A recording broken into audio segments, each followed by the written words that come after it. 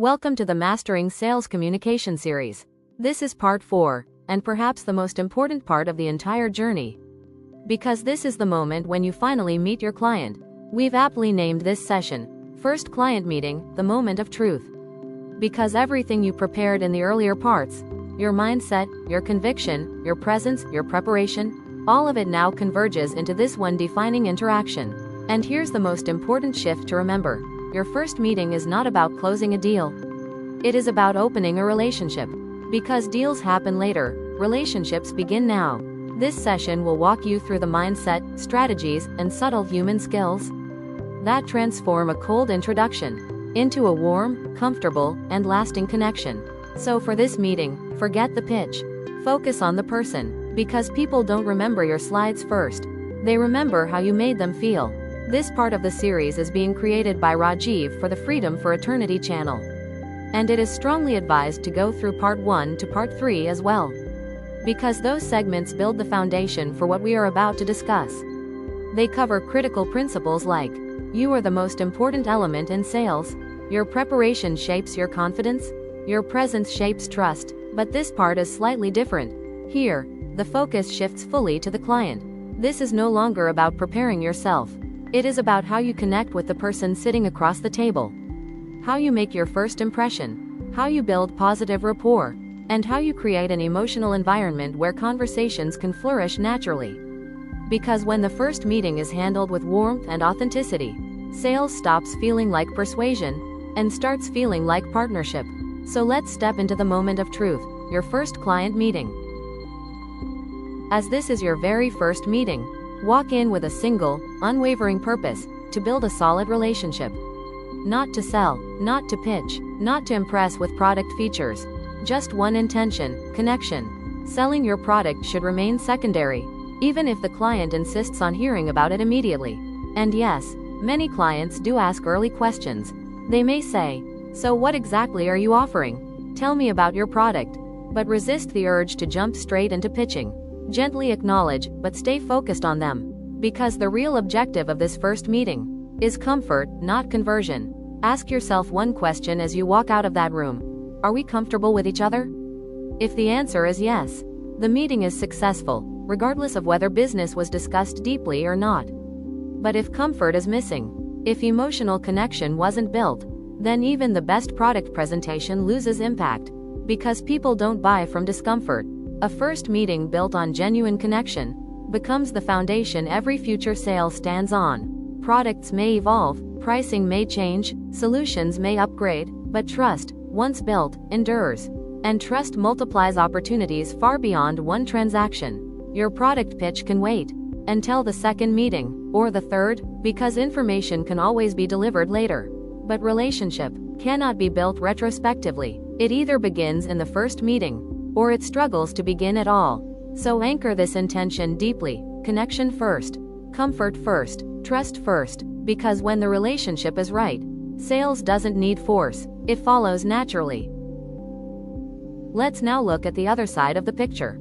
Because understanding success is important, but understanding failure is transformational.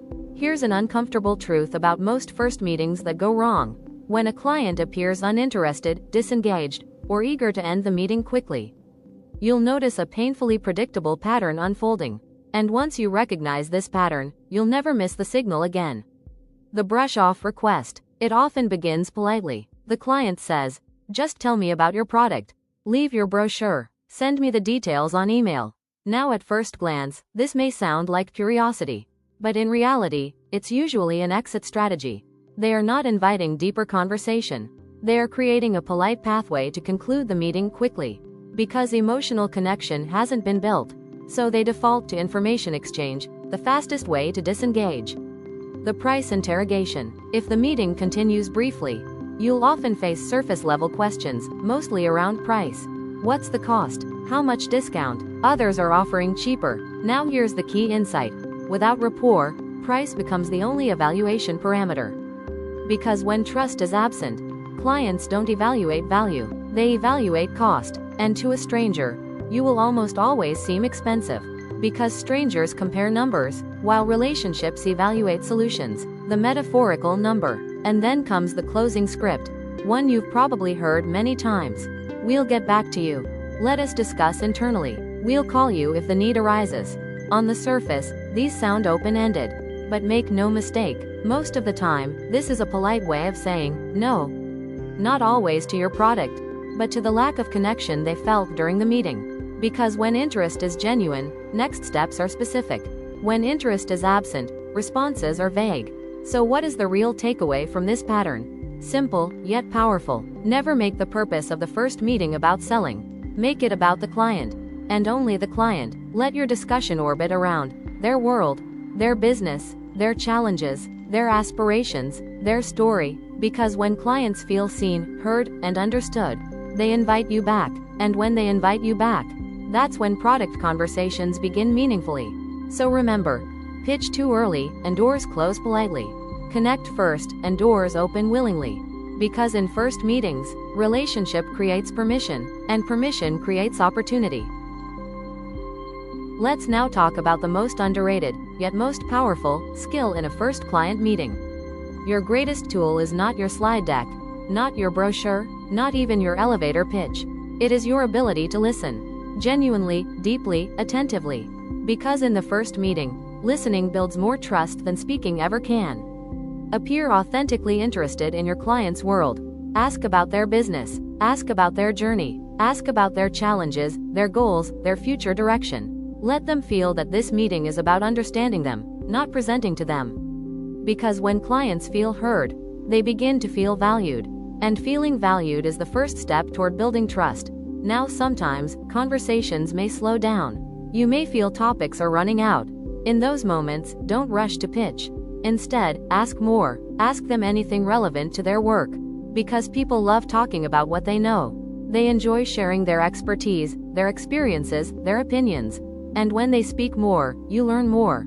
And the more you learn, the more relevant your future solutions become. But here comes a very important caution. Never fake interest. Clients are highly perceptive. They can sense the difference between authentic curiosity and performative attention. If your listening is mechanical, if your nodding is forced, if your questions feel scripted, it creates emotional distance instead of closeness. And a relationship that hasn't even started begins to strain. So your curiosity must be real.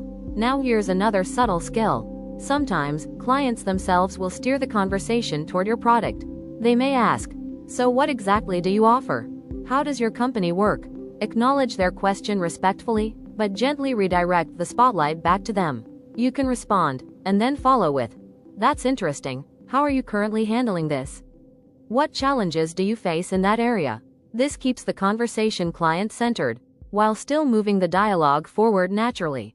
Let's summarize this into what we can call the listener's toolkit. Ask open-ended questions, maintain warm, steady eye contact, nod and affirm thoughtfully, paraphrase what they share to show understanding. Never interrupt. Ever. Let silences breathe naturally, don't rush to fill them. Because silence often encourages deeper sharing.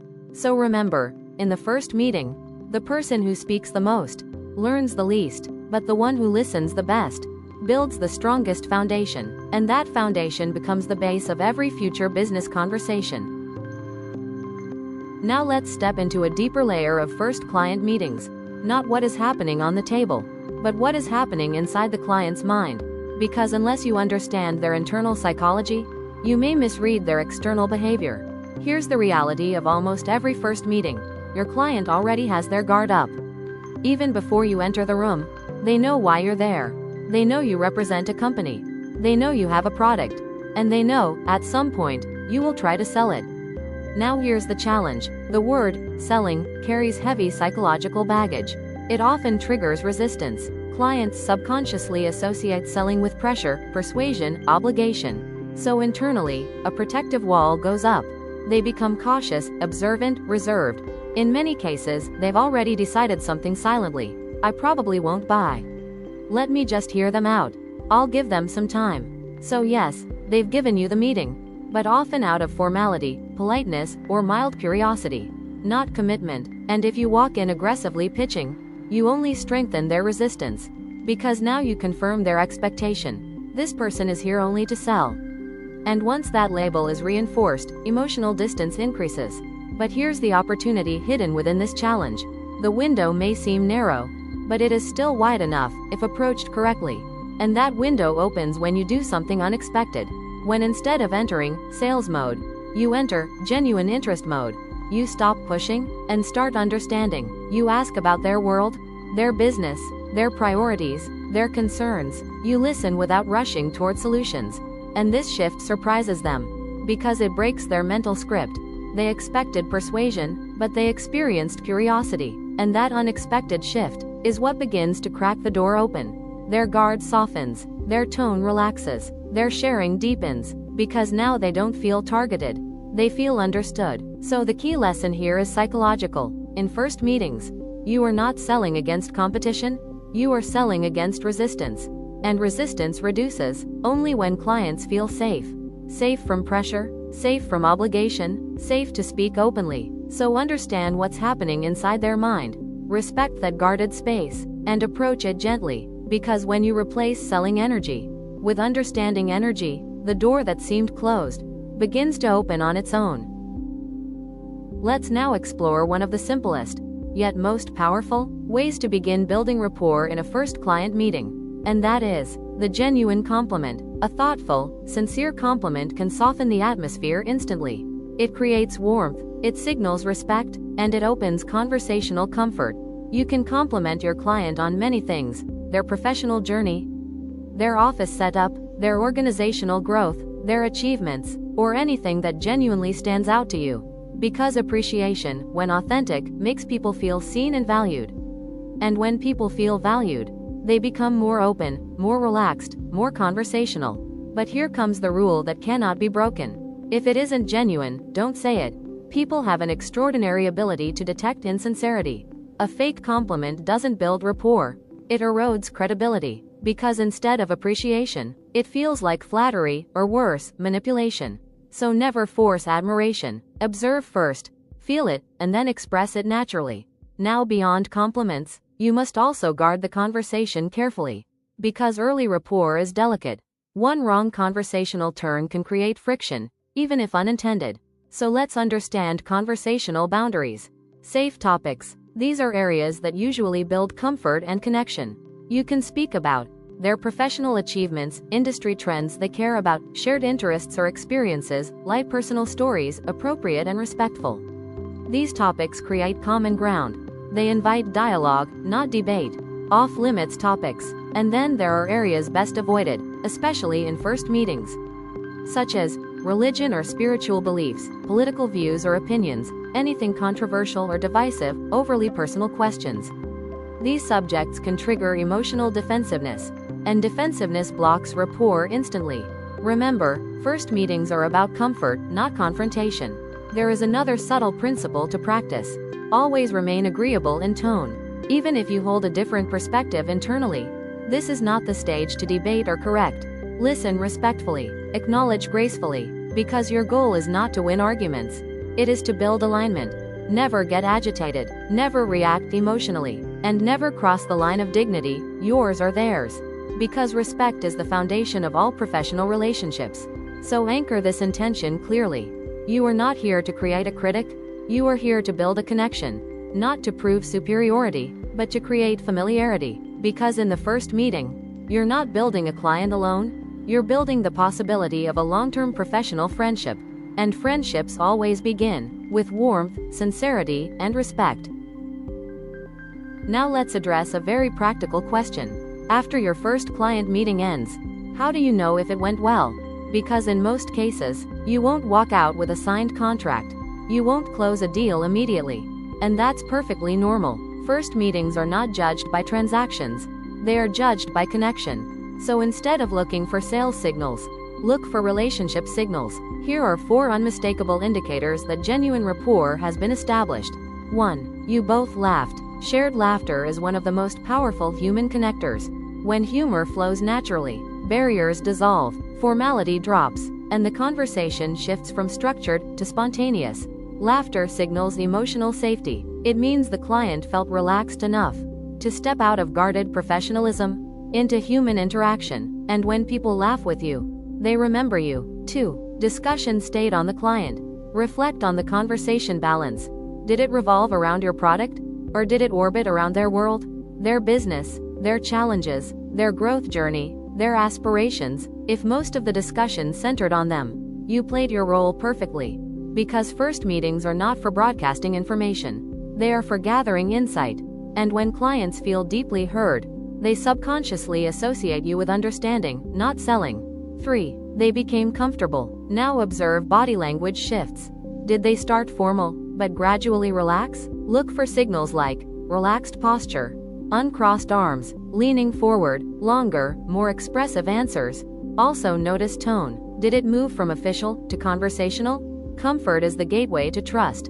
And when comfort appears, future discussions become easier, deeper, and more open. 4. Casual personal talk emerge. This is one of the strongest success indicators. When clients voluntarily begin sharing personal elements, family references, hobbies, travel stories, weekend plans, it signals psychological transition. In their mind, you've moved from salesperson to someone I feel comfortable talking to. And this shift is priceless. Because once personal comfort enters the relationship, professional collaboration becomes far more natural. So remember, you don't measure first meeting success by business outcomes, you measure it by human connection. If you laughed together, if they spoke more than you, if comfort became visible, if personal sharing emerged, then the meeting achieved its real objective. Because rapport was built, and rapport is the soil from which every future sale grows. Now let's talk about a stage that many professionals underestimate, but which carries enormous long-term impact. And that is how you conclude the first meeting. Because the way you close the interaction sets the stage for everything that follows. Even the best rapport, even the warmest conversation, can slowly fade if there is no clear pathway to reconnect. So let's anchor 3 essential practices you must follow every single time. Leave with a reason to call back. Never let the meeting end in emotional warmth alone. Create a natural bridge to the next interaction. Offer something relevant. You could say, I'll share an article you might find useful. I'll send details we briefly discussed. Let's reconnect after you review this. It could be information, insights, or simply a continuation of dialogue. But the key is, leave with a reason to reconnect. Because relationships grow through continuity, not isolated conversations. And when a next step is defined, follow-ups feel natural, not intrusive. Never stop smiling. Your energy at the end of the meeting matters just as much as your energy at the beginning. From the moment you arrived to the moment you walk out, maintain warmth. Stay uplifted, stay positive, regardless of how you personally felt the meeting went. Because clients remember emotional residue. The last feeling they experience in your presence often becomes the most lasting one. So never rush out, never drop your warmth, never become transactional at the exit. Leave the room carrying the same calm positivity you entered with. Get their contact number. And finally, a practical but crucial step. Always secure a direct communication channel. Ask for their phone number, or their preferred way to stay in touch. You can phrase it naturally. May I have your direct number so I can share what we discussed? What's the best way to stay connected? Never leave follow-up to chance. Because relationships require continuity, and continuity requires access. When you have a direct communication line, follow-ups become personal, not procedural. So remember this closing framework. Leave with a reason to reconnect. Leave with warmth and tact. Leave with a communication bridge established. Because the first meeting doesn't end when you walk out. It extends into every interaction that follows. And when concluded well, it ensures the relationship keeps moving forward. Now let's address something very real. Not every first meeting unfolds smoothly. No matter how well you prepare, you may walk into a tense environment, face unexpected resistance, or encounter emotional discomfort from the client's side. And in those moments, your professionalism is not tested by your product knowledge, but by your emotional grace. So let's look at how to navigate some of the most common difficult situations with poise and composure. If the client is angry or irritated, sometimes you may enter a room where the client already seems upset. Maybe due to prior experiences, internal pressure, or something unrelated to you entirely.